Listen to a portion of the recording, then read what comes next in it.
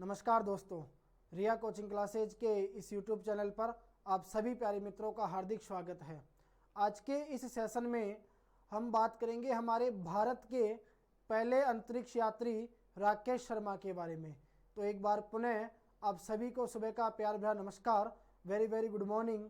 आइए हम शुरुआत करते हैं आज के सेशन की।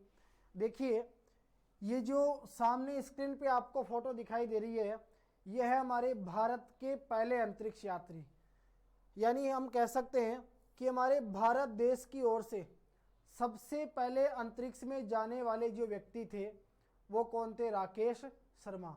यदि हम विश्व के संदर्भ में बात करें कि विश्व में इनका स्थान कौन सा रहा, तो राकेश शर्मा अंतरिक्ष में जाने वाले 138वें नंबर के क्या थे? अंतरिक्ष यात्री। यानी आप कह सकते हैं कि राकेश शर्मा से पहले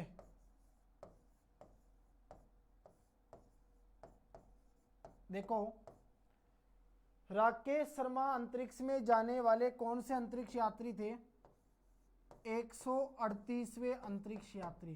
कहने का मतलब ये हो गया कि राकेश शर्मा से पहले 137 विदेशी यात्री कहाँ जा चुके थे? अंतरिक्ष में जा चुके थे। तो देखिए, राकेश शर्मा की जब भी बात आती है, सबसे पहले आपको ये ध्यान में रखना है कि हमारे भारत के पहले क्या थे? अंतरिक्ष यात्री। यानी हमारे भारत देश की ओर से सबसे पहले अंतरिक्ष में जाने वाले जो व्यक्ति थे वो कौन थे? राकेश शर्मा।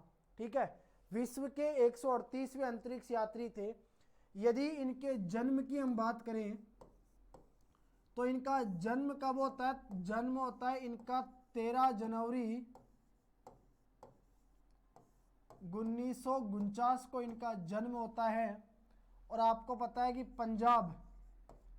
पंजाब का एक जिला है जिसका नाम है पटियाला। ये जो पटियाला शब्द है ये कपड़ों और डांस के लिए भी प्रसिद्ध है। तो राकेश शर्मा का जन्म होता है 13 जनवरी 1949 को पंजाब के पटियाला शहर में।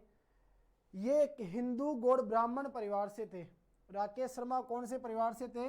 हिंदू गौड़ ब्राह्मण परिवार से। इसके बाद देखिए, राकेश शर्मा की बचपन से जो रुचि है वो किन चीज़ों में थी? विज्ञान में। यानी बचपन से इनका जो इंटरेस्ट था वो विज्ञान में रहा था। ये हमेशा क्या करते थे? बिगड़ी हुई चीज़ों को बनाना और जो इलेक्ट्रॉनिक चीज़ें होती है उन पर बारीकी से अध्ययन करना इनकी क्या थी? सबसे प्रमुख रुचि। यानी बचपन से इनका लगाव विज्ञान के प्रति रहा। तो ये क्या करते थे? बिगड़ी हुई चीज़ों को बनाते थे और जो इलेक्ट्रॉनिक चीज़ें होती थी उनके ऊपर बारीकी से क्या करते थे? अध्ययन करते थे। इसके बाद देखिए, नेक्स्ट बात आती है, ये जो आपको यूनिवर्सिटी दिखाई दे रही है प्यारे मित्रों, ये है हैदराबाद की उस्मानिया यूनिवर्सिटी। कौन सी यूनिवर्सिटी है ये? हैदराबाद की उस्मानिया यूनिवर्सिटी है। और इस उस्मानिया यूनिवर्सिटी से राकेश शर्मा ने क्या किया था? अपना ग्रेजुएशन कंप्लीट किया था। जैसे ही इनका ग्रेजुएशन पूरा होता है, ग्रेजुएशन पूरा होने के बाद ये क्या करते हैं? 1966 में, देखिए कब की बात है? 1966 की बात है। 1966 में इन्होंने क्या की? एनडीए एग्जाम पास की। थोड़ी सी हम चर्चा करेंगे एक बार पहले एनडीए के बारे में कि एनडीए क्या होता है। देखिए, एनडीए की जब भी बात आती है तो सबसे पहले तो आपको इसकी फुल फॉर्म क्या ध्यान में रखनी है? National defence academy. यदि हिंदी में हम बात करें तो एनडीए का जो पूरा नाम है वो क्या होता है? राष्ट्रीय रक्षा अकादमी। हमेशा ध्यान रखना, एनडीए का मतलब ये होता है कि कोई भी व्यक्ति हो, जैसे हमारे भारत का कोई भी व्यक्ति है, तो हमारे भारत की 3 क्या पॉपुलर सेनाएं हैं? वायुसेना, नौसेना और एक क्या आती है? हमारी थल सेना। तो यदि कोई भी व्यक्ति इन तीनों सेनाओं में जाना चाहता है तो उस व्यक्ति को पहले एक एग्ज़ाम देना होता है जिसे पास करना अनिवार्य होता है। और यही एग्ज़ाम क्या कहलाता है? आपका एनडीए कहलाता है। तो देखिए, एनडीए जिसका पूरा नाम क्या है? National defence academy. यानी आप लोग कह सकते हैं हिंदी में राष्ट्रीय रक्षा अकादमी, जहाँ पर इंडिया के 3 पॉपुलर सेवाओं में कौन कौन सी हो गई? एक आ गई आपके थल सेना, एक आती है नौसेना और एक कौन सी हो गई? हमारे वायुसेना।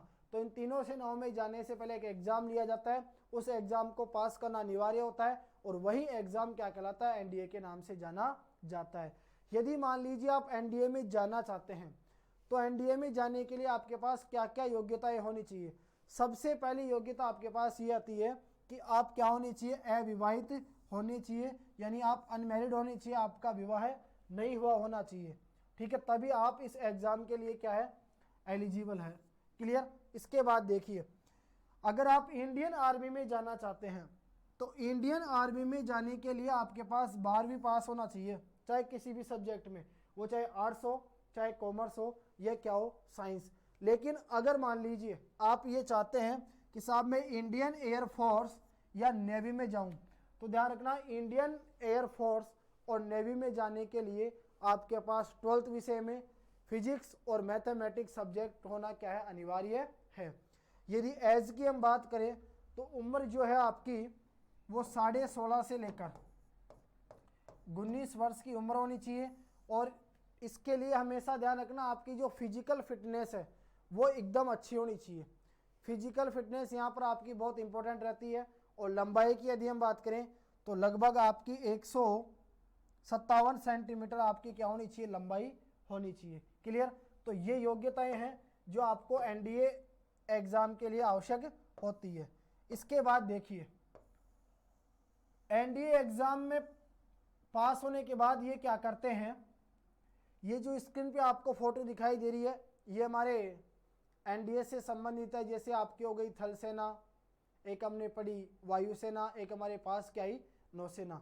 इसके बाद देखो, इसके बाद क्या होता है कि इन्होंने 1970 में, देखो ये कब की बात है, 1970 की बात है।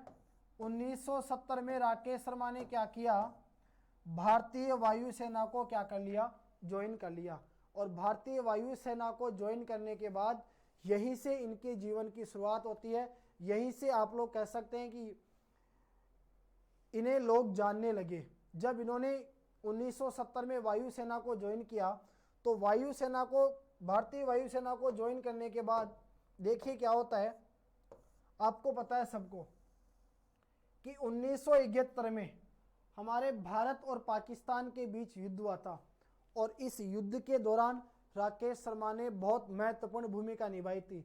इन्होंने किस प्रकार से महत्वपूर्ण भूमिका निभाई, किसके माध्यम से इन्होंने महत्वपूर्ण भूमिका निभाई, उन चीज़ों के बारे में भी हम आगे डिटेल से पढ़ेंगे। तो थोड़ा सा हम पहले एक बार जान लेते हैं कि ये जो भारत पाकिस्तान के बीच 1971 का युद्ध हुआ था, इस युद्ध का क्या कारण रहा और इस युद्ध के क्या परिणाम रहे।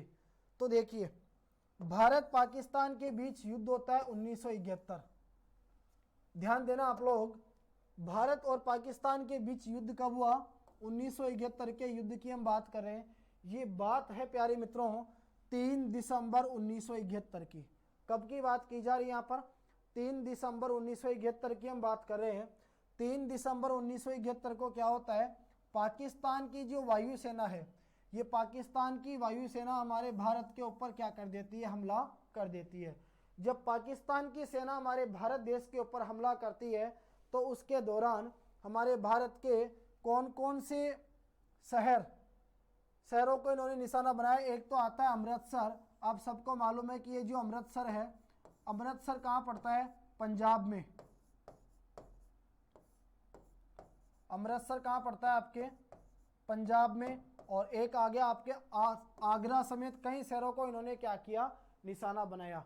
उसके बाद देखिए क्या होता है, इसके साथ ही 1971 के भारत और पाकिस्तान के युद्ध की क्या हो जाती है, शुरुआत हो जाती है।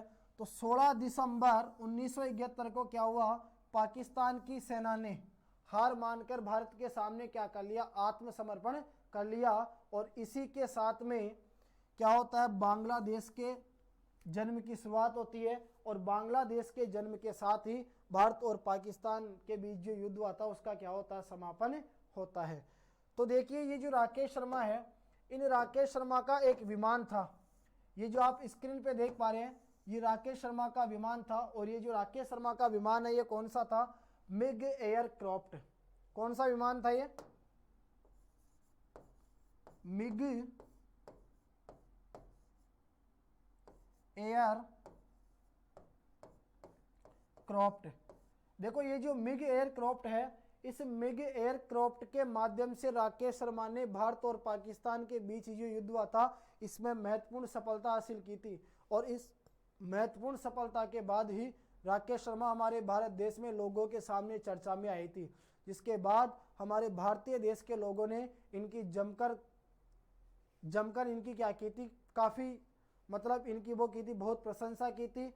उसके बाद से ही लोग राकेश शर्मा को जानने लगे थे। इसके बाद देखो क्या होता है, तो हमेशा आप लोगों को ये बात ध्यान में रखनी है कि भारत और पाकिस्तान के बीच जो युद्ध हुआ था उस युद्ध में राकेश शर्मा ने कौन से विमान के माध्यम से महत्वपूर्ण सफलता हासिल की थी, तो आप लोग याद रखना वो विमान कौन सा था, मिग एयरक्राफ्ट। नेक्स्ट देखिए, फिर बात आती है 1984 की। देखो 1984 में क्या होता है कि भारतीय अंतरिक्ष अनुसंधान संगठन, आप सबको मालूम है कि ये जो भारतीय अंतरिक्ष अनुसंधान संगठन है, ये बताइए क्या है, ये है हमारे भारत की अंतरिक्ष एजेंसी। क्या है हमारे भारत की, हमारे भारत देश की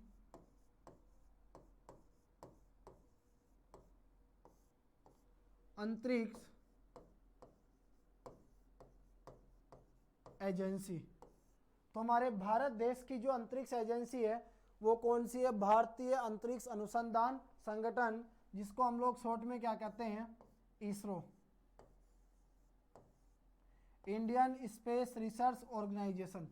ठीक है। इसके बाद देखिए, तो भारतीय अंतरिक्ष अनुसंधान संगठन और एक आपके पास आता है सोवियत संघ के इंटर कॉस्मोस कार्यक्रम के एक संयुक्त अंतरिक्ष अभियान के अंतर्गत ये जो राकेश शर्मा ये कितने दिन तक अंतरिक्ष में रहे थे, 8 दिन तक ये अंतरिक्ष में रहे थे। और जब ये 8 दिन तक अंतरिक्ष में थे तो उसके दौरान आप सबको मालूम है कि इस समय राकेश शर्मा जो है वो हमारी भारतीय वायुसेना के क्या आती है, स्क्वाड्रन, यहाँ पे थोड़ी सी मिसप्रिंट है, आप लोग याद रखना, स्क्वाड्रन लीडर और क्या थे, विमान चालक थे। तो ये दो मुख्य बातें भी आप लोगों को यहाँ पर ध्यान में रखनी है। इसके बाद देखिए नेक्स्ट आगे हम बात करें तो आगे हमारे पास आता है 23 अप्रैल 1984, अप्रैल के महीने की बात है।